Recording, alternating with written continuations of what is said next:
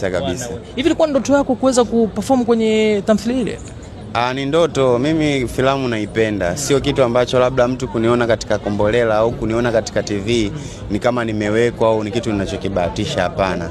Ni kitu ninachokipenda kama mtu ambavyo anakuwa na ndoto na kitu kingine. Kwa hiyo matarajio yangu ni makubwa zaidi ya hapa nilipo. Kwa hiyo muhimu tu watu waendelee kunisupport. Mimi nitafanya vitu vizuri kwa sababu yao. Okay. So far mimi naona sasa hivi wengi wanakutajataja sana mitaani Cholo. Labda una ndoto gani kubwa kuachana na ile ya kwenye Kombolela ambayo unaifanya kwa sasa?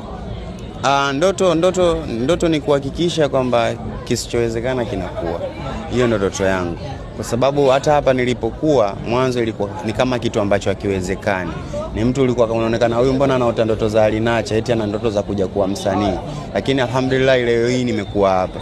Kwa hiyo natamani kufanya vitu ambavyo haviwezekani au watu hawajafanya. So watu wategemee vitu vizuri sana kutoka kwangu. Muhimu tu nikipata nafasi na uwezo wa kufanya hivyo, basi watu wataenjoy. Hivi Cholo, ukiachana na masuala ya kuigiza, ukiwa mtaani waga ni mtu wa namna gani? Unapendelea nini sana? Nikiwa mtaani ukiachana na masuala ya kuigiza, mimi napenda sana fashion. Lakini pia mimi ni kinyozi mzuri, pia ni msusi mzuri. Lakini pia mambo ya kucha, si rangi nini. Mtundu mashallah.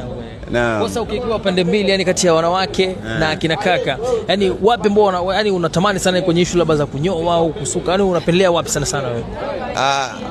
Wanawake wanatoa hela, kwa sababu hata mimi nikiwa na hela mwanamke wangu akihitaji, na hasa nikiwa naweza kuafford, inakuwa ni rahisi kutoa. Na mwanamke anakuwa anafanya matumizi kwa sababu wameumbiwa kupewa, hawana uchungu kama sisi wanaume, japo sisi ndio tunatafuta. Kwa hiyo hela zetu zina mahesabu mengi sana, yani kuliko nikanyoe ni bora nimpe mke wangu hela nyingi, mimi nifanye ile ugaigai. Kwa wanawake mashallah. Okay.